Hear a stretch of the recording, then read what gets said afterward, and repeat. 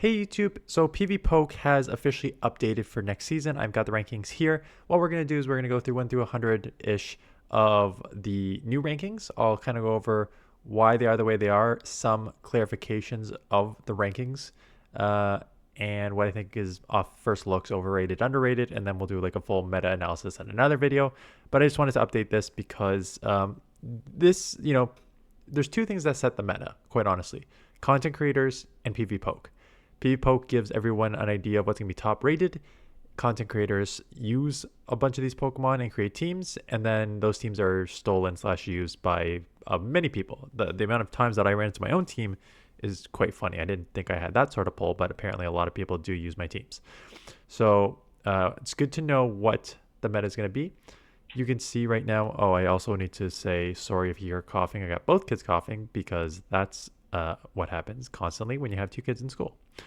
Okay, so the meta starts with, and this is where I'm going to just put a sort of asterisk right now.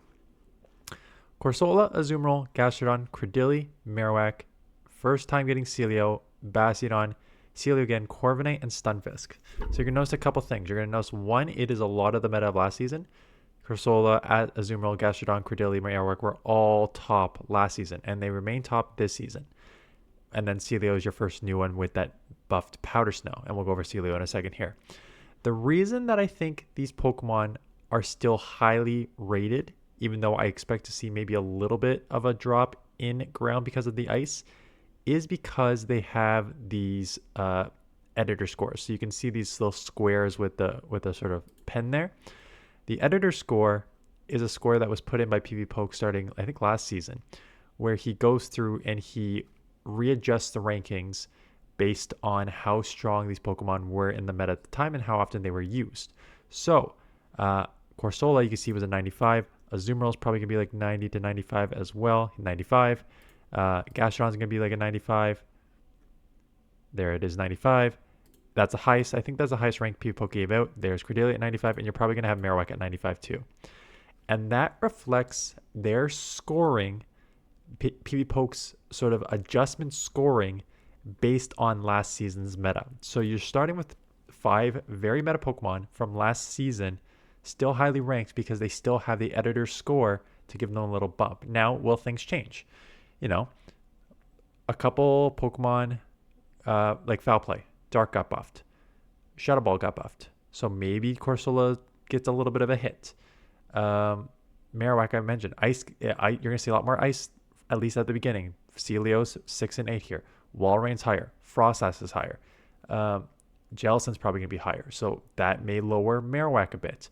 So I think that these will adjust. Not that these Pokemon won't be used and won't be strong. I just think that right now they're probably higher in the rankings than they will be if you adjust the score of them. And I think that you'll probably adjust the score within the first couple of weeks when you see the meta. Let's talk Sealeo. It was in the top. It was in my thumbnail yesterday when we did this. It was highly ranked, still highly ranked here.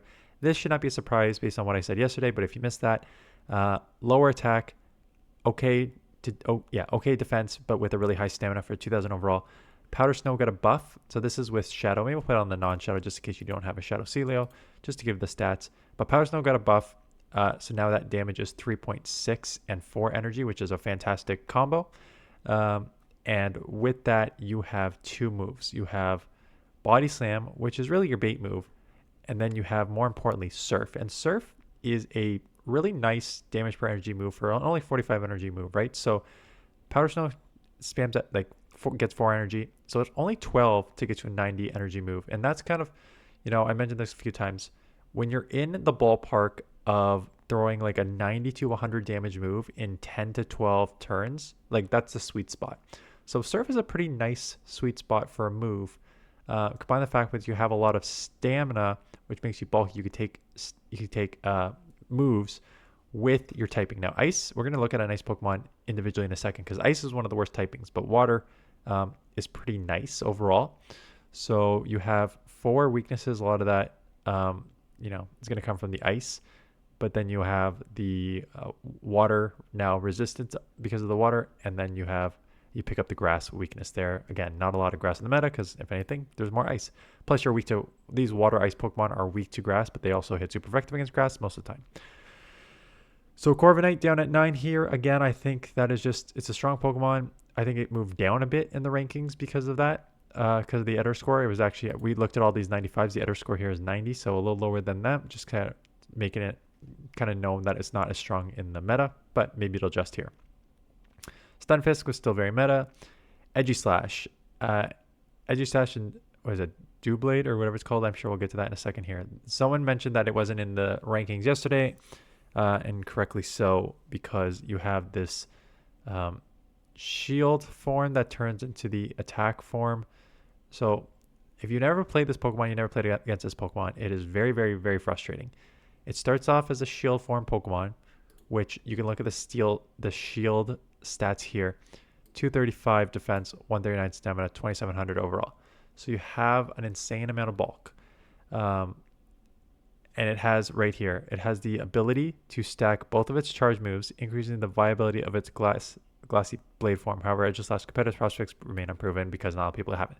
So let me just kind of explain.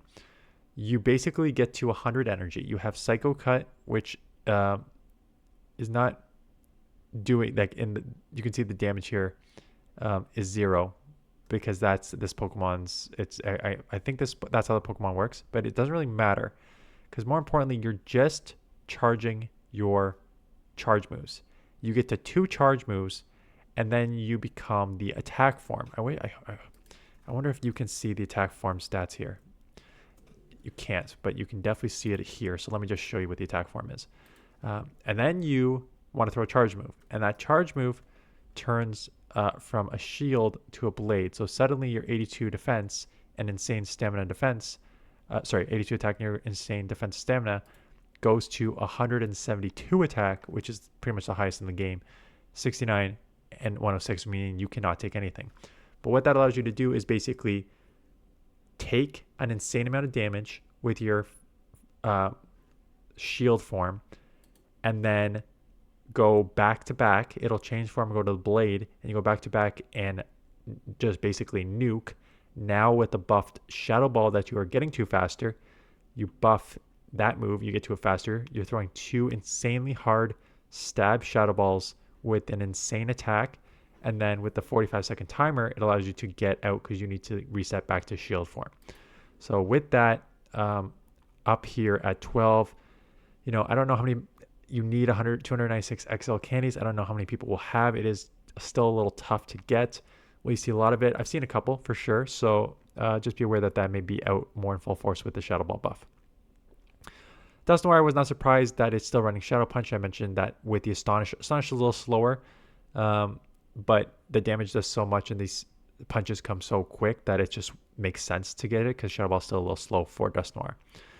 Lickilicky did move up in the rankings that I showcased yesterday. Again, it was already in like the 40-ish range last season. So this season, you are just getting a buffed Shadow Ball. Everything else remains equal.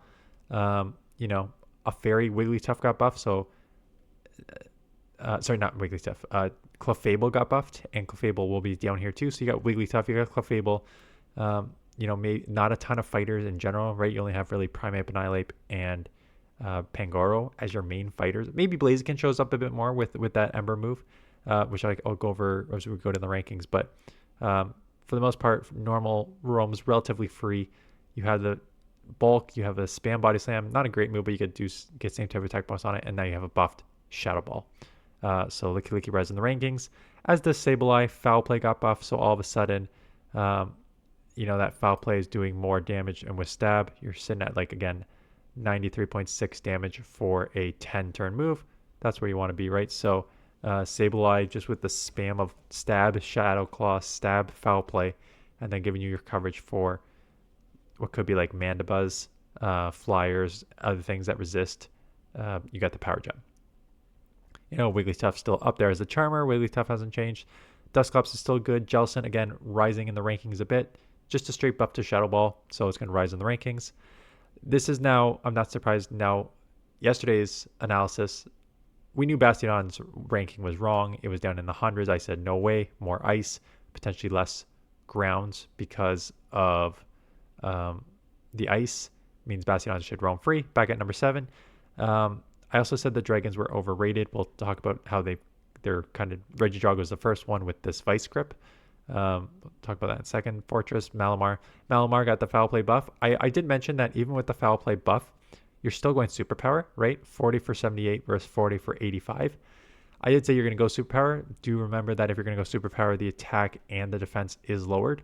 So sometimes someone made a sort of accurate point. Sometimes you need to bait foul play. And now if you're baiting foul play, it's only doing 7 less damage than superpower. So it's not as much of a bait as it was before.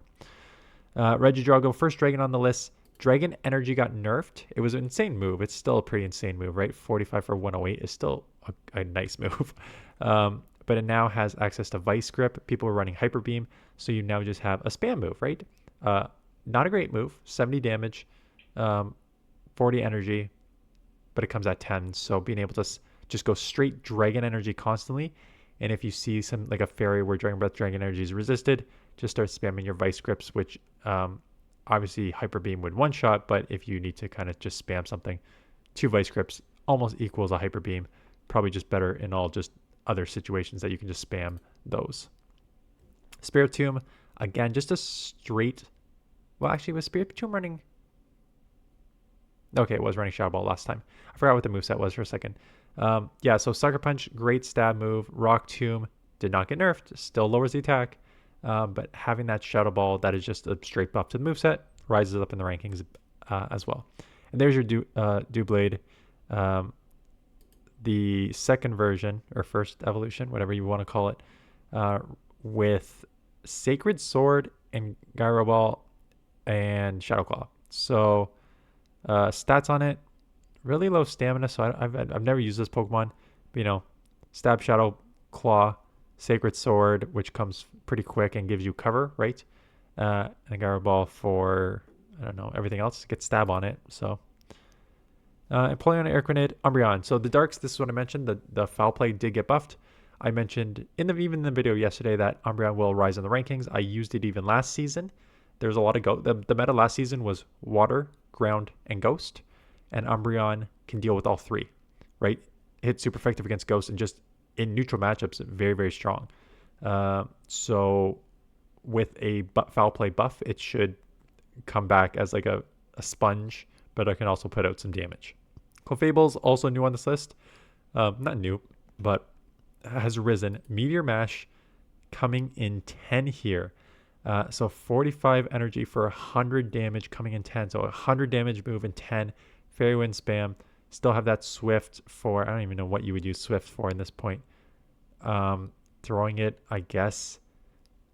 Swift, you throw Swift if Meteor Mashes resist. Would you even throw Swift if Meteor Mash is resisted? I don't think you would. No. It's truly just a bait move and I'm only going to get to one move and I can't get to Meteor Mash. Let's just throw Swift. There's a potential argument here to use Meteor Mash Moonblast. Again, if you look at just the counts for Meteor Mash, it's straight 5. But the damage for Meteor Mash is 100 and the damage for Swift is 55. So even a resisted Meteor Mash, let's say on a water Pokemon, would still do more damage than the Swift because you don't get the same type of attack bonus on it and it's just a bad move. So there's an argument that you could just run the Meteor Mash going straight 10s and then having the Moonblast coverage at 14s, which is pretty good, 132 damage move for your waters and stuff. I'm trying to think what else. Steel's going to screw you anyways. You just need a cover for Steel because Swift's not going to do anything for resisted either against Steels. But it's just something to consider with this Pokemon. But yeah, Meteor Mash, a huge improvement. More of the regular Dusknoir, Fret, Lapras, Zweilous. These are all meta Pokemon before. Clodsire, I wonder if you've updated the score. No, see, Clodsire has regained a strong position despite the Mud Slap. So this is still despite the Mud Slap. This is last season's take. So even with last season's score, editor's score of 90, it's still ranked 33. I think that is just the fact that right now there's still a lot of ground up top here, right? There's still Marowak and Stunfisk. And now you added Ice, which hits super effective, and Waters are still strong. So just between all those, I think that's why Clodsire has dropped a bit here. Lickitung, Altaria, Goodra. So here's your dragons. I mentioned dragons should still be strong. The Dragon Breath reworked has helped a lot of these dragons. The Goodra, you will see on a legend team coming up from a subscriber. It was the one that got me to almost legend. So a lot of these dragons should still be strong. A little more, you got maybe a little more cover for ice than you had to in the past. But in the past, you never had to cover for ice. Really, you would always cover for fairy. But now you probably need to cover for fairy and ice.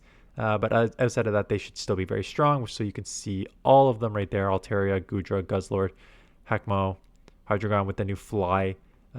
So all in there. Tinkaton, you have Clefable in, but Dedenne potentially out with the Parabolic Charge nerf. So Tinkaton, I think, adds another element for a fairy here, with the potential that if we'll see how ground still may be very meta relevant, but the steel there potentially being okay with less ground. There's your first fighter in Annihilate. Annihilate, Scizor, right? Blastoise. Look at that. I'm pretty sure this was one of my teams before. These three right here. Annihilate, Scizor, Blastoise. All very strong Pokemon. Should all play in this meta. Dunsparce, Gliscopod, Lapras, Turtonator, Fortress. I'm seeing if there's like any new ones or unique ones right now. There's Walrein, 56. Both Powder Snow got buffed and Icicle Spear got buffed.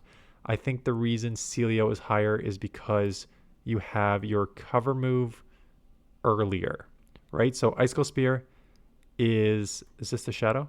No, non-Shadow. So non-Shadow Icicle Spear is 84, but to get your cover move of Earthquake at 110 non-stab, so it just takes a long time, right? 18 and 16.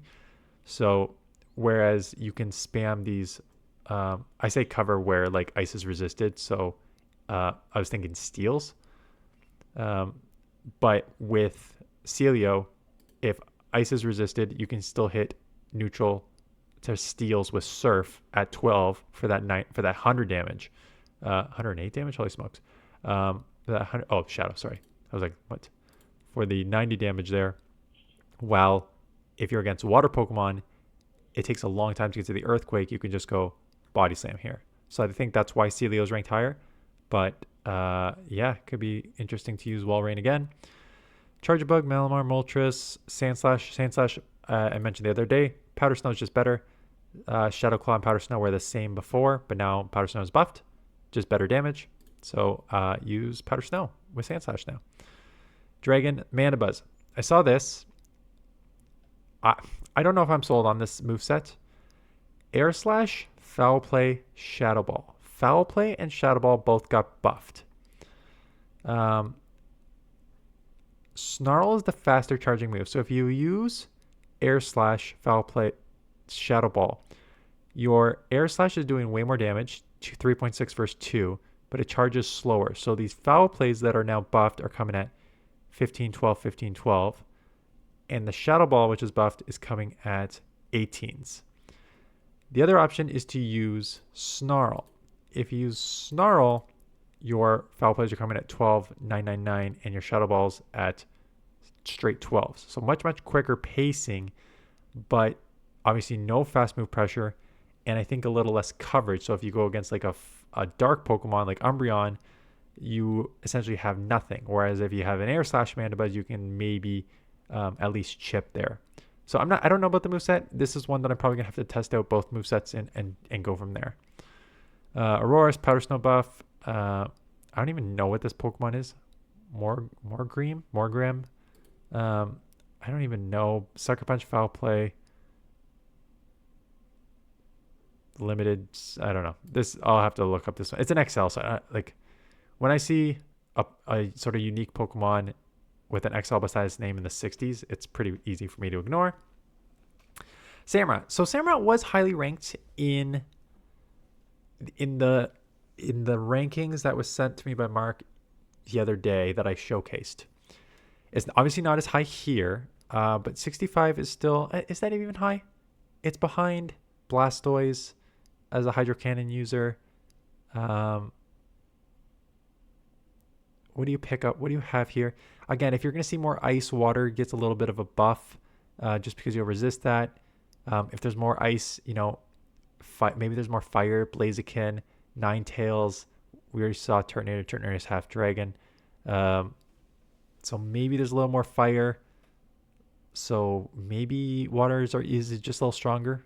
Either way, I think you can use it, but I think if you want to use Blastoise or other Hydro Cannon users, I think it's just as fine as well.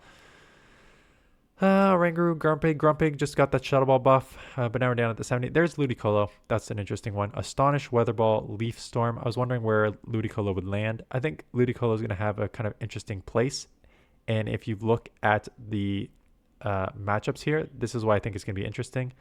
Absolutely walling Azumarill. Do you wall Azumarill? Can they not do Play Rough? 929 seems like an insane win against Azumarill. Like, I know Azumarill can't throw much, but it can get off one Play Rough, right? No, it doesn't even get off a Play Rough. You get off two. Oh, no. You get okay. You get a Weather Ball bait followed by the Leaf Storm. That lowers your attack by 2. So, in the zeros, does it get a Play Rough off? In the zeros, it gets a Play Rough off, but, you know, you're still at half health left. But it's just, again, is this Pokemon going to be bait dependent? I don't know. 29-21 record is pretty good. You know, with Astonish, your Darks and your Normals that will resist that are going to be an issue. A Water, Weather Ball, and Grass. So Grass and Water. Obviously, Grass is going to be an issue. Flyers. Yeah, I mean Flyers because you're still Grass. But you do pick up some nice wins, right? That's what makes this really strong. Look at that. Azumarill, Marowak, Blastoise, Talonflame, Shadow Scizor, Corsola, Stunfisk, Dusclops, Feraligatr, Gastrodon. And these are nice wins too. So Ludicolo should have some decent play in this meta. Astonish is a good move, non-stab, so it makes it not as overpowering as some of those ghost Pokemon. Weather Ball bait, but you do get same type attack bonus on it. So 72 damage. And then Leaf Storm is just an absolute nuke at 156 damage. Come on, kids. You've been doing good. Just stay quiet for a few more minutes here. Kingdra, Murkrow, Ninetales, Wireless, Dragonair, double Feraligatr, Klefki. Klefki got the foul play buff, right? So Klefki, maybe a little more play this season. I still probably plays more better in niche metas. Sunny Cast Form. See, nothing got buffed here on... Nothing got buffed on Sunny Cast Form here. Ember didn't get buffed. Weather Balls got buffed before. And Solar Beam didn't get buffed, but is at 82. And this just goes to my thinking that there's potentially going to be more ice, less ground, which means that fire will have maybe a little more freedom than in the past. Whether that's true or not, we will see how the meta evolves. I'll do sort of my initial thoughts on a meta analysis the next one. Drapion, Primeape. I'm surprised Drapion's not higher with only ground being your weakness. But again, the rankings have not been. Oh, buddy. Pangoro's down here. Toucanon is the one. Sorry. The joys of being a dad and filming at night when your kids are coughing up a lung here. I don't see much else on this list that is new or unique. So right now, it looks like a very similar-ish meta with a couple Pokemon like Sealeo, Aegislash that got buffed. A few of the Pokemon that had been meta in the past that weren't used as much. Jealous and Sableye get a little bit of a buff. Dragons kind of still hanging around the 30s and 40s like they were last season. Dedenne down to 268 in the rankings. That Parabolic Charge, it's so much so that it's saying don't even use it. Discharge and Play Rough. I don't know about that. Parabolic Charge is still only one extra. I don't like this moveset. I would actually, here's my underrated. Dedenne is not 268. I think Parabolic Charge still buffs your defense by 1. And yes, it doesn't come in straight 10s, but it's coming at 12, 12, 10. I still think it's going to have play way higher than 268. I would not run Discharge on this. I would run I would still run Parabolic Charge. What else? What else did I see? Did I see Diggersby? Diggersby's at 122. Interesting. So it was, Mudslap users still play better. It is a ground, so you got that ice weakness. A lot of waters out there. Now you have maybe like Ludicolo as a grass water Pokemon that can add a little bit of more problems too. So maybe Diggersby gets a little bit of a fall. I'm trying to think what else got buffed that was maybe unique enough. But we've already looked at the top 100 here, and there's no other sort of new Pokemon out here that's any of the what was the Lunastone or whatever it's called. Quagsire Lantern, yeah. Now you're just down to like again, Pokemon that Sea Titan still with superpower. Oh, this is what I want to show about Ice.